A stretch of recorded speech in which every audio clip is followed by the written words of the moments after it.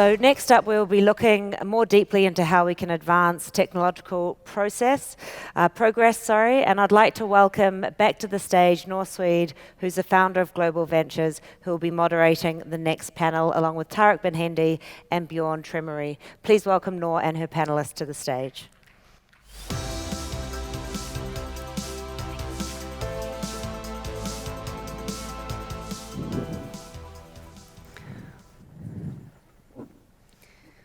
Thank you very much for joining us. I'm Noor Sweid. I'm the founder of Global Ventures, a regional venture capital firm investing in companies across the region. I'm here with Tariq Bin Hendi and Bjorn Tremmerie, who are both leaders in their fields. We'll be discussing incubating innovation, so how to create ecosystems of innovation around the world. I'll let them each take 30 seconds, if you will, given our short time here, to introduce yourselves. Bjorn. Yeah, thank you, Noor. I'm Bjorn Tremmerie. I'm one of the 3 people responsible for the venture capital activities at the European Investment Fund. For those not familiar with EIF, in short, we're the largest funder of innovation and entrepreneurship in Europe. We have some 20 billion under management to do that. We don't invest directly in startups or in technology. We operate under a fund-of-fund model. We typically in venture invest 1.6 billion per year. Hi, good afternoon, everyone. I'm Tariq Bin Hendi. I'm the newly appointed Director General of the Abu Dhabi Investment Office. In short, what I'm tasked with is leveling the playing field for the private sector in Abu Dhabi. We're doing that through different means, mechanisms, from rebates, subsidies, investment dollars across the ecosystem in Abu Dhabi, really targeting that private sector and how it is that we can make it more robust and expand. Thank you.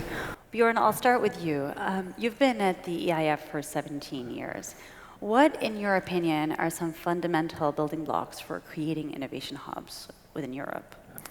I think it's actually applicable across the globe. If you look at one of the most developed ecosystems for technology and innovation in the world, that would be Silicon Valley. I think we can all agree on that. If you look what ingredients they have there, they have top-notch universities. They have tech transfer offices linked to those universities. They have accelerators, incubators. They have venture capitalists that provide early-stage money. In the absence of that, in some ecosystems, you would have family office or business angels that replace the presence of venture capital in an institutional way if it's not there. So you need all those elements to actually create an ecosystem. You need those building blocks. But if nobody wants to use the blocks to create something, it doesn't help a lot. And you actually need one key ingredient as well. It's actually talent, people that want to have a career in technology and that have the willingness to take the entrepreneurial risk. And in some regions of the world, and I would say 15, 20 years ago also in Europe, we didn't have the entrepreneurial spirit enough.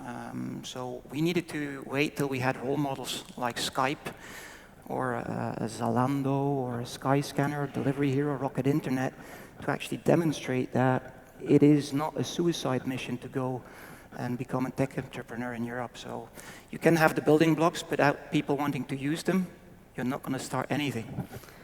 Tariq, would you agree? Are there any specific ones that were mentioned that stand out, or any uniquenesses in the region, anomalies in the region that you think make the region a little bit different? So I think one of the key differentiators about our region as compared to most other places is how young the population is. When you look at this, I don't want to call them millennials, but when you look at that 18 to 35 or 40 age range, it's the dominant range today as it relates to the population. And so they want to do things differently. They're looking at how it is they can participate in the private sector in non-traditional ways, right? So we've caught that entrepreneurship bug as well here, right, to a certain extent. And that's off the back of, some success stories that we have here, like Kareem and others. And I think that people are seeing that there are tools that are being provided today to help them accomplish some of these non-traditional employment, if I can call it, aspirations that they have. Great, thank you. And this youth bulge that you mentioned, which we all talk about as a massive liability and I view as a massive asset, it can't be replicated anywhere. How do you think we can help them and their parents, we have a very familial culture here, overcome the entrepreneurship, fear and the fear of failure? And then, Bjorn, how did Europe do that as well?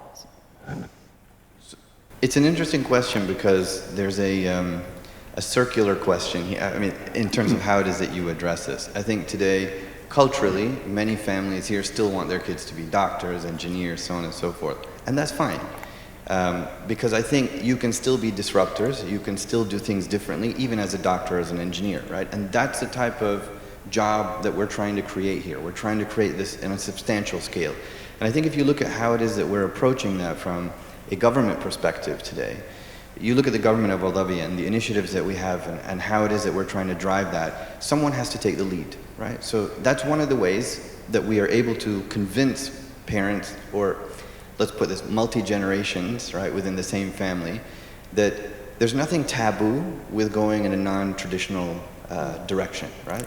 But it's still okay to go be a doctor and engineer, and hey, we've got programs that will help fund you when you see something that's not being run the way that you think it should be, and how it is that you can potentially go in and change that. So there are a lot of different tools that we're looking at launching to help them. Bjorn, how did you do it? Well, there's only so much that one can do. I think governments indeed need to do all that to take away obstacles, so that you don't have, as a youngster, to go say to your parents, yeah, but I'm not going to earn a living, or I'm not going to get funding. So governments can make certain that there's venture capital available, absent the private market funding it. But you still need to deal then with the stigma of failure, which was in Europe also for a very long time, something that was stamped on your forehead if you had your business. Sometimes even in national law, if you had a bankruptcy or something, you were banned for doing business. So what kind of incentive is that to actually incentivize people to start up a business? You were looked at almost as a criminal if you had a bankruptcy or a failing business. So there needs to be different perception also from the government or the regulatory side to actually incentivize people that failure is okay as long as you learn from it. But then again, the one key ingredient that Europe did to bring the ecosystem to where it is actually starting to generate role models. And Tariq, you alluded to Karim. Karim, I have not missed a day here in the region where it was not being talked about Karim. So you need to foster that ecosystem around Karim. Who are the people that made money of it? Are they going to reinvest some of that? Are they going to speak to youngsters about the potential of being an entrepreneur and create their own Karim? If you tell them the dream and tell them that it's not just a dream, you're gonna facilitate entrepreneurship. I'd like to add something to that. And I think the question of failure is actually an important one, because culturally in many parts of this region, it's not really accepted or tolerated, right? And I think that we've identified that. We understand that if we're going to build a disruptive economy, right, built around knowledge and talent that has that knowledge, and we have to import that talent as well as, grow it at an early age, that we have to be there from the start. We've got to make sure that the incentive packages, in the absence of other programs, right, help people fail. That's all part of innovation, right? We're talking about how you incubate innovation, and I think part of that is incubating failure. We have to accept the fact that they will fail, but that's a lesson learned, and we now know where not to invest necessarily, and which technologies potentially we shouldn't be backing, right? And what we should be looking towards. So I think that's a really helpful aspect in terms of there are different laws that exist in Europe and the US and elsewhere. We are getting there, but in the absence of those, we have to make sure that we provide the right ecosystem to expand on what we've already built. Great. Moving slowly but carefully to our consumer economy. So we've been heralded for a while as being a large consumer economy. We buy things, we import things, we never make things. As we start to progress into the innovation space, where do you sit on innovation versus emulation? Can we actually innovate from the region? Are we just consumers? Will we ever be producers? And I mean, I see different things from you. Where are your thoughts? And then ultimately, when Europe scaled as well, what was that curve like? I think this is why we've got to focus on R&D, right? And so consumerism isn't necessarily bad. And again, I'm not saying that in a negative way, but you have a lot of, and let's take the most basic in-your-face consumer product here today, right? And that's fashion, right? If you look at fashion and where it is that people invest and how it is that they spend. We're allowing all of these brands to effectively do their research on this region, what our tastes are, what our likes are. We export that knowledge to them. They then sell it back to us. We don't own any of that, right? So yes, we're not going to be able to address that necessarily, but what we probably will be able to address is, okay, how do you start exporting knowledge? There are industries that we've built here that are phenomenal industries. We have an infrastructure in certain sectors that rivals most global infrastructure, but we don't discuss that. We're always looking at the things that are more in your face, that you see on a daily basis, and the things that make your life easy. And I think that we're in the process of identifying how it is that you move that away from just being a consumer, just allowing the external party to be able to assess you and then be able to sell that knowledge back to you and say, okay, hold on a second. How do I own that? How do I take the data that I have and use that to then help them grow elsewhere and be a seller of that information, right? Are there any particular industries that you think we are at a competitive advantage at in terms of the innovation space? So I think there are the core sectors that we're already in. If you look at Abu Dhabi, you have energy, you've got security. If you look at healthcare, just look at the amount of spend on healthcare here for a small nation. And you look at what it is that we could be doing to build out the ecosystem. We haven't tackled that yet. We have an unrivaled healthcare system. I mean, where else in the world do you have a Cleveland Clinic, an Imperial Diabetes Center, so on and so forth, right? The list goes on. But we're not using that to its full potential. We're not plugging into that ecosystem. We're not taking advantage of the fact that we do have, the ability to really enhance the knowledge that the world has around those specific sectors by investing in innovation, by investing in an attempt at trying to figure out solutions to things that we don't know we need solutions for yet. And Bjorn, as you think through kind of Europe, and you have China that's going full steam ahead on AI, and America that's becoming a little bit more inwards looking, Europe sits in the middle of these two and is trying to create its own economies. Where do you sit in terms of a competitive edge on innovation and creating these innovation tech hubs? Which industries are most exciting? If I look where we are creating world-leading companies, first of all, it's been a frustration for Europe for many, many decades that we haven't been able to build on our industrial base and to innovate to the extent that we've created our own gamma, so the Googles, the Amazons, the Microsofts, Apple, Facebooks. Gradually we start seeing a number of companies really popping out. Spotify, $20 billion company, world leading in music streaming business. So in the music sector for a very long time, and most of the innovation has come out of Europe. Shazam, Spotify, Deezer, so we're good there. Gaming companies as well, talking gaming, video games, not gambling. There as well with the Candy Crushes, the Minecrafts, so good talent there as well. We're lagging a bit on the more deeper tech AI stuff, but one sector where for once the global perception on the European Union functioning has been the fintech sector. Because you had one passport, banking license in one state, and you were immediately operative in 28 member states of the European Union. In the US, you need to go set regulatory capital state by state aside, get a license. So that's a bit the explanation that you nowadays see in Europe, some of the largest successes, really $10, $20 billion companies coming out of the fintech space. So you're most excited about fintech in Europe? I think there's a lot of appetite of what's happening fintech-wise in Europe, also from non-European investors. Tariq, what are you most excited about in the region in terms of industries? Honestly, from an economist perspective, the opportunity for our youth. I think that really, I want to drive that home in terms of a message. I think that today,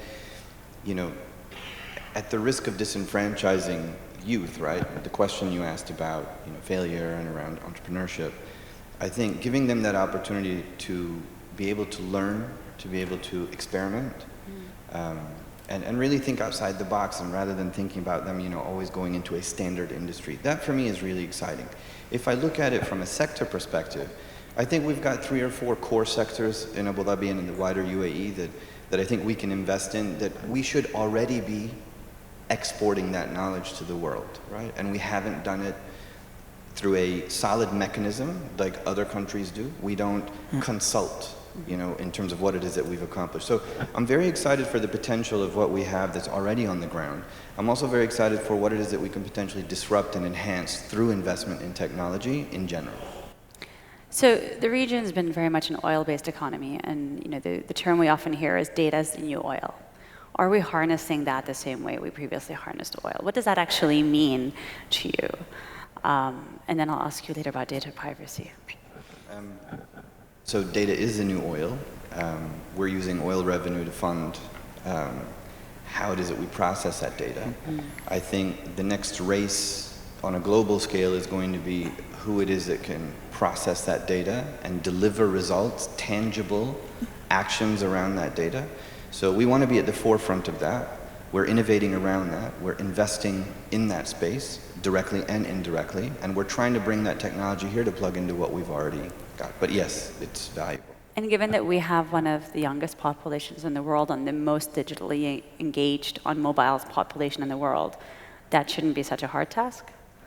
It shouldn't be such a hard task, so I hope it isn't going to be, but it just depends on what people are comfortable with sharing and not sharing. My European colleagues. So on sharing, where does Europe sit on sharing, and how might regulation enable or not enable economies to grow within the data space? Well, if we assume that indeed data is the new oil, Europe with the GDPR regulation, so data protection regulation, is not doing itself a favor, one could see at first glance.